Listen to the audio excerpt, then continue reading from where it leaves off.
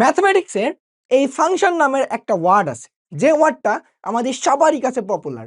দেখো, ফাংশন শব্দটা আমরা অনেক শুনে আসছি, ফাংশন ফাংশন, বাট এই ফাংশনের ফুল ডেফিনেশন এবং এই ফাংশনটা আমাদের রিয়েল লাইফের কোথা থেকে ক্লিয়ারলি বুঝতে পারবো, সেই জিনিসটা আজকে আমি তোমাদের বুঝাই দিব।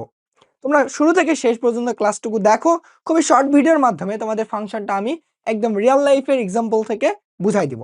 দেখো, আমার বোর্ডে তিনটা তোমরা ক্যালকুলেটর দেখতে পাচ্ছ এবং তিনটা ক্যালকুলেটরে তিনটা স্ক্রিনে আমরা তিনটা রেজাল্ট পাচ্ছি। তোমাকে যদি আমি দেখাই যে ধরো এটা ফার্স্ট ক্যালকুলেটর, এটা সেকেন্ড, এটা হচ্ছে আমাদের থার্ড, ঠিক আছে? এটা থার্ড ক্যালকুলেটর। দেখো, তুমি যে ফার্স্ট ক্যালকুলেটর দিকে একটু লক্ষ্য করো। দেখো, 10 - 5 ইজ ইকুয়াল টু দেওয়া আছে 5। গুড। 10 থেকে 5 বাদ দিলে আমাদের 5 থাকে। সুন্দর। দেখো, 2 আর 3 যোগ করলে আমাদের দেওয়া আছে 5। এটাও ঠিক আছে। গুড, এটাও ঠিক আছে। তাহলে কোনো দুটা ক্যালকুলেটর আমাদের ঠিক আছে, ক্যালকুলেটর কি নষ্ট না? এবার তুমি যদি এই ক্যালকুলেটরে আসো, দেখো 2 যোগ 3 ইজ ইকুয়াল টু দেওয়া আছে 10 রেজাল্ট। তাহলে এই ক্যালকুলেটর যখন আমি 3 আর 2 যোগ করে দেখলাম 10, তখন মনে হচ্ছে না যে আসলে এই ক্যালকুলেটরের মাথা নষ্ট হয়ে গেছে। এই ক্যালকুলেটরের ভিতরে আমাদের যে ফাংশনটা সেট করে দেওয়া আছে যে তুমি 2 3 যোগ করলে এর রেজাল্টটা 5 দিবা, সেটা আর কাজ করতেছে না। অর্থাৎ এই মেশিনের ফাংশনালিটি আমাদের প্রপারলি ওয়ার্ক করতেছে না। তাহলে আমি বলতে পারতেছি যে আসলে এই মেশিনটার ফাংশনটা নষ্ট হয়ে গেছে। বুঝছো? তাহলে এইখান থেকে কিন্তু আমরা বলতে পারি যে আসলে ফাংশন আর কিছুই না, function one kind of A machine. একটা মেশিনের মতো সে কাজ করে। তো সেই মেশিনের মধ্যে এটা যেমন এটা একটা মেশিন, তো এই মেশিনের মধ্যে আমি কি করছিলাম, একটা জিনিসকে আমি ইনপুট দিচ্ছিলাম। কি বললাম? ইনপুট দিচ্ছিলাম, যে ইনপুটের ফলে এই ইনপুটের রেসপেক্টে আমরা একটা সুন্দর করে আউটপুট পাচ্ছিলাম। ঠিক সেম এই মেশিনে ইনপুট দিচ্ছিলাম, আউটপুট পাচ্ছিলাম। তো এই যে দেখো, input data and output data, আমরা দুইটা জিনিস আমি পাইলাম। যে একটা মেশিন ছিল আমাদের, এটা হচ্ছে একটা মেশিন। এই মেশিনের মধ্যে ইনপুট ডাটা, ইনপুট, অ্যান্ড এইদিকে আমি পেলাম হচ্ছে আউটপুট। হ্যাঁ, দেখো এই ইনপুট ডাটার নাম নেই হবে আমাদের ডোমেন, এই কি বলা হয় আমাদের ডোমেন। এই আউটপুট ডাটার নামই হচ্ছে আমাদের রেঞ্জ। বুঝছো? ক্লিয়ার তো? এটুকু বুঝছো? এবার আসো, আমরা আবার এই তিনটা ক্যালকুলেটরের স্ক্রিনকে ভালো করে বুঝবো। সেটা হচ্ছে, দেখো দেখো এইখানে যা ইনপুট দিচ্ছিলাম 3 আর 2, এর চেহারাটা দেখো 3 যোগ 2, এর চেহারা দেখো তুমি 10 - 5। অর্থাৎ দুইটা জায়গায় আমি ইনপুট ছিল আমাদের ভিন্ন ভিন্ন, বাট আউটপুট ছিল কিন্তু আমাদের সেম। আউটপুট কিন্তু আমাদের সেম ছিল। অর্থাৎ ধরো এমন একটা মেশিন যেখানে তুমি এক্স ইনপুট দিছো, তুমি আউটপুট পাইছো ওয়াই। ঠিক সেম ভাবে তুমি আবার এখানে একটা ধরো কি বলি, ধরো তোমার এখানে জেড ইনপুট দিছো, তুমি ধরো এখানে আউটপুট পাই গেছো আবার ওয়াই। অর্থাৎ ডিফারেন্ট ইনপুটের ফলে তুমি আউটপুট কিন্তু সেম পাইছো। তারপরে কিন্তু তাদের ফাংশনটা ঠিক আছে, তারা আমাদের সঠিকভাবে কাজ করতেছে। তো আমরা বলতে পারতেছি ফাংশনে ফাংশনে আমাদের কি আলাদা আলাদা ইনপুটের জন্য আউটপুট আমাদের সেম হতে পারে, কোনো সমস্যা নেই এই ক্ষেত্রে। কিন্তু আমি যদি আমার 3 নম্বর স্ক্রিনটাকে ভালো করে দেখি, এই স্ক্রিনে দেখা যাচ্ছে 3 যোগ 2, এখানে দিছে 10 রেজাল্ট। এখানে দেখলাম 3 যোগ 2, এখানে দেওয়া আছে কত 5 রেজাল্ট। তাহলে আমি তখনই বলতে পারবো যে এই ক্যালকুলেটরে দেখা যাচ্ছে যে 3 যোগ 2 একই ইনপুট, বাট আমাদের দেখা যাচ্ছে আউটপুট ভিন্ন। তাহলে এমন যদি কোনো মেশিন থাকে যে মেশিনের ক্ষেত্রে ইনপুট আমাদের সেম, জাস্ট একটু টাইম নিয়ে আমি যে ইনপুটটা আলাদা দিয়ে দিই, মানে একটু সময়ের ব্যবধানে যদি সেম ইনপুট দেই, আউটপুট যদি আমাদের কি বলো আলাদা আলাদা দেখায়, তাহলে ওই মেশিনটার মধ্যে সমস্যা আছে। অর্থাৎ আমি তোমাকে এটাই বুঝাচ্ছি, তাহলে একই ক্যালকুলেটর তুমি একবার 3 যোগ 2 দিলা, পাইলা তুমি 5। একই ক্যালকুলেটর তুমি 2 মিনিট পর এটা সবকিছু মুছায় আবার 3 যোগ 2 চাপলা, দেখাচ্ছে 10। তো তোমার মনে তো হবে যে এই ক্যালকুলেটর নষ্ট, এই ক্যালকুলেটর ফাংশনটা ভুল। অর্থাৎ এমন একটা ফাংশন, যে ফাংশনের ক্ষেত্রে তুমি যদি এমনটা দেখো যে আসলে তুমি এক্স ইনপুট দেওয়ার ফলে তুমি আউটপুট পাচ্ছ হচ্ছে ওয়াই, গুড। বাট তুমি এবার কি বলো আবার এক্স ইনপুট দিলা, ওই এক্স ইনপুট দেওয়ার ফলে তুমি ধরো আউটপুট পাচ্ছ, এবার ধরো হচ্ছে আমি কি বলি জেড, মানে কিছু একটা পাইলাম। তো তখন আমরা বলতে পারবো যে আসলে এইটা আমাদের আর ফাংশন কাজ করতেছে না, এটা ফাংশনটা নষ্ট, নষ্ট, ভুল। বুঝছো? বাংলিশে যেমনটা তোমরা লেখো। আচ্ছা, যাই তাহলে এটার ফাংশনটা কাজ করবে না। ক্লিয়ার তো? ক্লিয়ার এটুকু? ডোমেনও বুঝলাম, রেঞ্জও বুঝলাম। আচ্ছা, এইবার আরেকটা জিনিস তোমাকে বলি। তো তুমি যখন এই দুইটা ওয়াই থেকে একটা সিঙ্গেল ওয়াই লিখতে একই জিনিস তাহলে বোঝা গেল যে আসলে এটা দুই চিহ্ন এক জায়গাতে হবে। হ্যাঁ, আচ্ছা যদি এমনটা থাকে যে এমন একটা আমাদের মেশিন আছে যেই মেশিনের ক্ষেত্রে প্রতি ক্ষেত্রে আমি যা ইনপুট দেব আর আউটপুট করে আমাদের ভিন্ন ভিন্ন দিবে।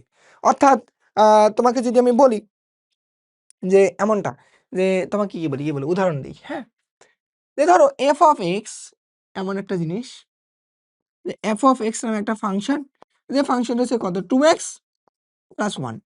দেখো এক্স এর মান তুমি যদি হচ্ছে 1 বসাও, এর ফলে তুমি দেখো আউটপুট পাচ্ছ কত 3।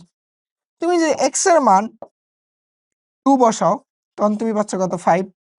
এক্স এর মান 0 বসাও তুমি পাচ্ছ কত আমাদের 1। অর্থাৎ যদি এমন একটা ফাংশন থাকে যে ফাংশনের ক্ষেত্রে প্রত্যেকটা আলাদা আলাদা ডোমেনের জন্য আলাদা আলাদা রেঞ্জ পাচ্ছি, তখন ওই ফাংশনকে তখন আমাদের স্পেশাল নাম হয় সেটা হচ্ছে এক এক ফাংশন বা ওয়ান ওয়ান ফাংশন।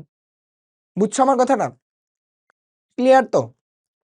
এটার ক্ষেত্রে এটা ফাংশন কিন্তু এটা এক এক ফাংশন না, কেননা আলাদা আলাদা ডোমেনের জন্য আমাদের একই আমাদের ইনপুট আছে আউটপুট আছে। বুঝছো? এবার দেখো পুরা জিনিসটাকে তোমার সামারি করি কিসের মধ্যে, একটা ধরো যে ডিম নেই, এটা একটা ডিম, এটা একটা ডিম। হ্যাঁ, ধরো এই ডিমের ক্ষেত্রে দেখা আছে এক্স, এটা ওয়াই, এখানে ধরো আমাদের কি পি, এটা আমাদের কিউ। যদি এমনটা থাকে তখন সেটা এক এক, তখন সেটা এক এক ফাংশন, এটা এক এক ফাংশন। ঠিক সেম যদি আমাদের এই আন্ডারটাই এমনটা থাকতো, এই ধরো এটা এক এক ফাংশন। তো কালার একটা ভিন্ন দিলাম। ধরো এইটা একটা আন্ডা, এটা একটা আন্ডা। হ্যাঁ, ধরো এখানে আমাদের এক্স, এখানে ধরো আমাদের ওয়াই, তারপর ধরো এটা হচ্ছে আমাদের কি ধরো পি, হচ্ছে পি। এইখান থেকে এখানে আসলো, এইখান থেকে এখানে আসলো। যখন আলাদা আলাদা ইনপুটের জন্য আমি আউটপুট পাইলাম, তখন এটা আমাদের শুধু ফাংশন, বাট এক এক ফাংশন না, এটা ফাংশন, এটা ঠিক আছে, কোনো ভুল নেই। বাট যদি এমনটা থাকতো যে এটা একটা আন্ডা, এটা একটা আন্ডা, এখান থেকে আমি দেখলাম যে ধরো ইনপুটের ক্ষেত্রে ইনপুট যদি ধরো আমি দিলাম এক্স, আবার দিলাম এক্স, এক্স না দিয়ে একটা এক্স দিলে কি হয়ে যাচ্ছে, ধর এক্স, এখানে আবার দিলাম হচ্ছে আর, এখানে দিলাম এস। অর্থাৎ এই এক্স এর কারণে একবার আমি আর পাইলাম, এক্স এর কারণে আমি একবার এস পাইলাম, তখন এটা কিন্তু আর আমাদের ফাংশন নাই, এটা আমাদের তখন ফাংশন নয়। কেন ফাংশন না? কারণ একই ইনপুটের ফলে আমি আলাদা আলাদা আউটপুট পাবো না। বুঝছো আমার কথাটা? আর এখানে একটা স্পেশাল জিনিস পেলাম কত, এক এক ফাংশন। দেখো এক এক ফাংশনের ক্ষেত্রে আমি চেনার জন্য তোমাদের একটা আরো সুন্দর জিনিস বলি। তুমি যদি গ্রাফ থেকে বুঝতে চাও, ধরো তোমার কাছে F of x is equal two x square নামে একটা ফাংশন আছে। এই এক্স স্কয়ারের ফাংশনের গ্রাফ কিন্তু আমাদের এমন হয় যে ধরো এইখান থেকে এইভাবে, এটা আমাদের এই ফাংশনের গ্রাফ। এক্স এর মান বাড়ার সাথে সাথে ওয়াই এর মান পজিটিভ ভাবে বাড়ে, কারণ আমাদের স্কয়ারের কারণে সব পজিটিভ হয়ে যায়। দেখো তোমার কাছে ধরো এমন গ্রাফ আছে, বললো এটা একটা এফ অফ এক্স এর একটা গ্রাফ, এই গ্রাফটা এক এক ফাংশন কিনা সেটা দেখো, তখন তুমি কিভাবে বুঝবা? তখন মনে রাখবা স্কেল দিয়ে একটা হরাইজন্টাল লাইন টানবা, মানে আনুভূমিক একটা লাইন টানবা। যদি ওই লাইনটা আমাদের দুইটা জায়গায় ইন্টারসেক্ট করে, দুইটা জায়গায় আমাদের সেট করে, তাহলে বুঝবো এই এফ অফ এক্স ফাংশনটা আমাদের এক এক ফাংশন নয়। বুঝছো? এখন আমি বলতে পারলাম যে f of x is equal two x square, এটা এক এক নয়, এটা এক এক নয়। ক্লিয়ার কথাটা? ফাংশন কিন্তু এক এক ফাংশন না। সেম ভাবে তোমাকে যদি আমি বলতাম যে f of x is equal to sine থিটার গ্রাফ কি, এই যে সাইন থিটা যে আছে, এই সাইন থিটার গ্রাফটা কি এক এক ফাংশন? আমরা জানি সাইন থিটার গ্রাফ কেমন হয় বলো তো, এই যে এরকম করে চলে। হ্যাঁ, তো এইটা থেকে যদি একটু হরাইজন্টাল লাইন আমি টানতাম, ধর এইভাবে একটা হরাইজন্টাল লাইন টানতাম, দেখা যাচ্ছে এই গ্রাফের মধ্যে দুইটা পয়েন্টে আমাদের ইন্টারসেক্ট করছে, তখন আমি বলতে পারি এটা আমাদের এই সাইন থিটার যে ফাংশনটা, এই ফাংশন আমাদের এক এক ফাংশন নয়। তাহলে এক এক ফাংশনটা আমি গ্রাফ থেকে বুঝতে পারবো। ক্লিয়ার তো? সো ওভারঅল আমি তোমাদের খুব অল্প সময়ের মধ্যে ফাংশন জিনিসটাকে কিন্তু বোঝানোর সর্বোচ্চ চেষ্টা করে গেলাম। বুঝছো? তো এই ছিল আমাদের ফাংশনের শর্ট কথাবার্তা। এর ডিটেলস আরো আছে, বাট খুবই শর্ট টাইমে তোমাদের যতটুকু বোঝানো সম্ভব তোমাদের বেসিকটা ক্লিয়ার করে দিলাম। তো তোমাদের যদি এই শর্ট ভিডিওটা ভালো লাগে, অবশ্যই তোমাদের প্রতি রিকোয়েস্ট থাকবে ক্লাসটা শেয়ার দিয়ে দিবা এবং নিজের টাইমলাইনে আরেকবার রেখে দিবা, যাতে তুমি ভবিষ্যতে আরেকবার যদি কখনো ইচ্ছা হয় দেখতে পারো। ধরো একবার দেখলে যে মনে থাকবে এমন কোনো নিশ্চয়তা নেই। আর সাথে বন্ধুদেরও একটু দেখার সুযোগ করে দিবা। ঠিক আছে? তোমাদের সবাইকে ধন্যবাদ ক্লাসটা শেষ পর্যন্ত দেখার জন্য।